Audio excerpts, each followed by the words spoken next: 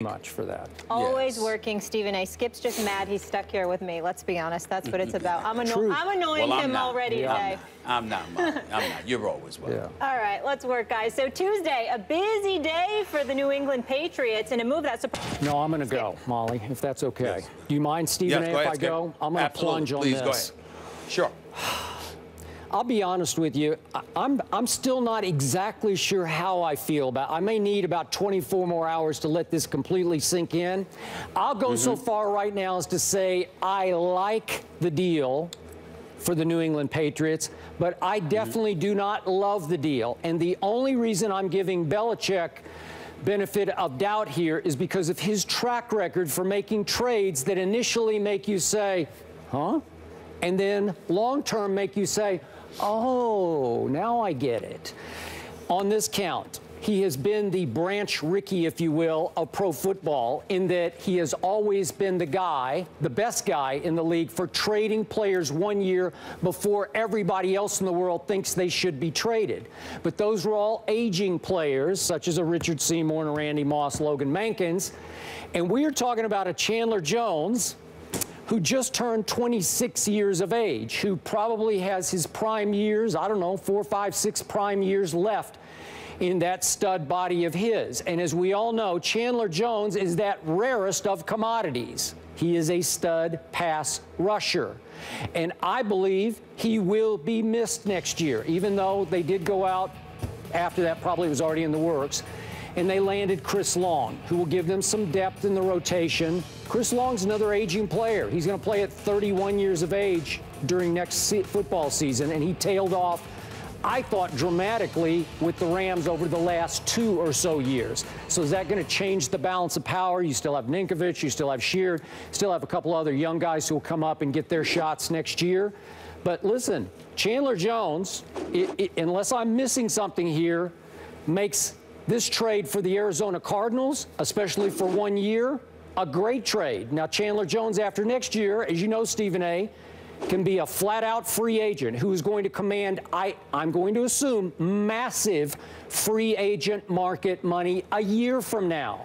Again, as a Brady supporter, not so much a Patriot fan, but as a Brady supporter, I sure wish that Chandler Jones could be a Patriot for 1 more year, but Belichick is saying, well, I'm not going to commit that much money to him after next year, and I've got to sign a Jamie Collins and a Dante Hightower and Malcolm Butler, and we can go on. There are other key players on the defense. We get that. But still, to lose Chandler Jones next year is a big deal, which brings me to the big if here. How much faith did Bill Belichick lose in Chandler Jones because of his late season incident in which he showed up shirtless and disoriented at the Foxborough police station, and the Boston Globe reported that he was a victim of a bad dose of synthetic marijuana? Wow, really? So now I'm going to ask the monumental Stephen A. Smith's question. Can he just stay off that weed? I don't know. Is that going to be a big issue going forward? Which brings me to big issue number 2. Jonathan Cooper comes to the New England Patriots. I got to tell you, as the 7th overall pick in the 2013 draft, Stephen A., I'd say he qualifies as a flat-out bust in Arizona. They couldn't find a position for him. He couldn't stay healthy, fell completely out of favor. They were so desperate they're going to even try him at center next year. He was obviously picked as an offensive guard out of North Carolina.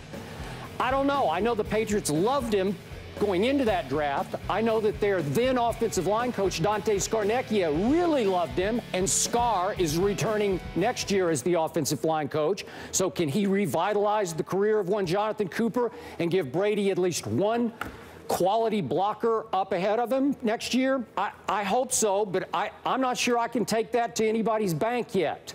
So, again, you get a second rounder in return. It's a late second round. That's pretty good for the Patriots. That gives them the number 60 and 61 picks in the draft. I'm sure Belichick will make hay with those picks. But in the big picture, man, when you trade a stud pass rusher in his prime, it just makes me a little queasy. I got to be honest. Well, I don't blame you for being a little queasy, but I think that you're looking at it all wrong. I think that when you take into account the synthetic marijuana and some concerns about that and what have you, well, clearly, you know, any football team would be concerned about it, but I don't think it's enough for Bill Belichick and the New England Patriots decide to unload a 26-year-old stud that registered 12.5 sacks for them last year, like Chandler Jones did. What I would say to you, Skip Bayless, is that the primary concern is not just free agency of 2016 and how you've got some guys that you need to take care of moving forward, but it's also about taking care of the one individual on your squad who is clearly the most important individual, and that would happen to be Tom Brady, who was sacked 38 times last year, hit significantly more, is 38, approaching 39. You just have a guy in Peyton Manning that just walked away from the game, and we all know that the erosion of his skills per se wasn't really about that. It was about his health. And maybe it was because of the 4 neck surgeries and the residual impact later on that had on him from years ago or what have you. You don't want to find yourself in a situation where you're putting Tom Brady under that kind of predicament. So you've got to protect him at all costs. This is a guy that's looking forward to playing at least the next 4 or 5 years, who believes that he can do it if you can keep him upright. One would argue that that's the reason that the New England Patriots lost the AFC Championship game, because obviously they were putting some licks on Tom Brady. They were applying a lot of pressure. We all know that. Again, he was sacked 38 times. He was hit significantly more, and you've got to do what you can to protect him. You yourself, Skip Bayless, lamented the fact that nothing was done because of the bevy of injuries and the lack of support that they had. The offensive line was your #1 complaint about the New England Patriots all of last year. Yep. Now here you have this guy, Jonathan Cooper. Okay, breaks his leg in was it third preseason game of year one. Rookie year. Had turf toe. Had turf toe. Ultimately lost his job to Lawson. Comes back, plays about 9 games, starts about 9 games before losing his job to Lawson again. Obviously, they say he could play both sides. He's 6'2", 311 pounds, can block, can pick off linebackers as well on that second layer. The reality is that there's potential there, but like Bruce Arians said when he was being critical of the young man this past season, he says he's athletic, he's gifted, he's got a lot of potential, and in time, we think he's going to be special. The problem is we don't have time, because this is a prime opportunity for the Arizona Cardinals to make some noise at that particular juncture. So understanding all of that, the reality was clear. He had to sit there and make a decision. And so when you look at it from that perspective, you might also think that he needs a new start, because this guy, Jonathan Cooper, was perceived as being an individual, Skip, according to the reports. You had to wrap your arms around him. He's not the kind of guy that you can really get into. Now, you brought up Dante Scarnecchia, the offensive line coach for the New England Patriots. He's not known for being, that soft pedal dude. He'll get up in you. He'll get in your face. And they're saying that's not the way to coach a Jonathan Cooper. So it'll be interesting to see. The flip side to it is that no matter how good and how gifted we all know Bruce Arians to be, the reality is that when it comes to the New England Patriots, they're head and shoulders above most organizations in terms of discipline and professionalism. And because of those 2 ingredients, they're capable of peeling the best out of a bevy of individuals more so than not. Yeah. When you look at it from that perspective, and the fact that the primary objective is clearly to protect Tom Brady, I have no problem with it. Okay, well, here's my problem with everything you just brought up.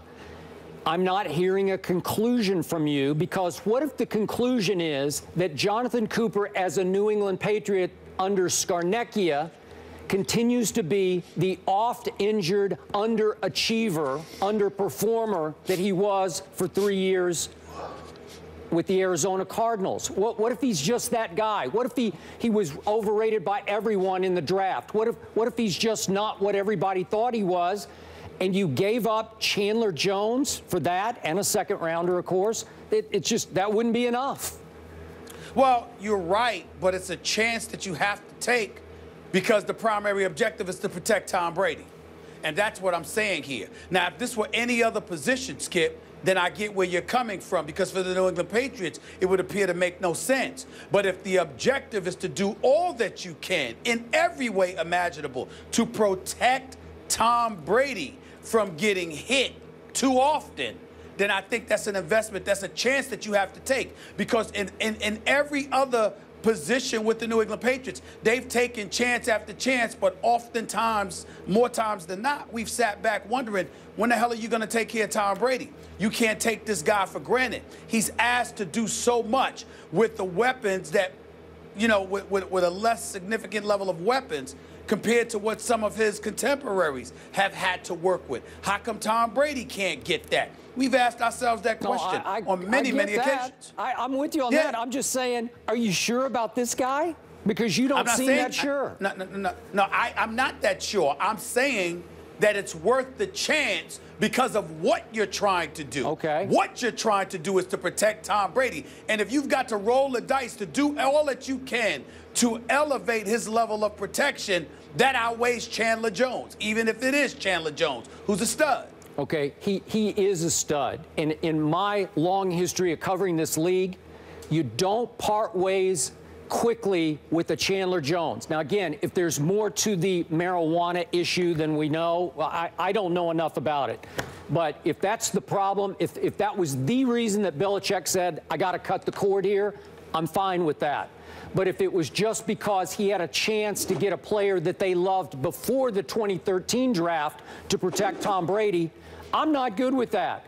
Listen, Rob Ninkovich, who I love, is an overachiever. He's not that talented because he bounced around a couple teams before he landed with New England. This guy, Chandler Jones, this is big-time talent. This is game-changing, raw ability that you just can't, it doesn't grow on trees. You can't just snap your fingers and find it, and you're going to miss it next year. I don't care what you say. You can throw all those other names at me. You will miss Chandler Jones next year. Well, I'm not implying in any way that you're not going to miss Chandler Jones. But there have been a slew of situations over the years where we thought the New England Patriots would miss somebody or whatever, and they've been to 5 consecutive AFC championship games. They find a way to continue to contend and to be in the thick of things, and they did so without prioritizing protecting their #1 asset.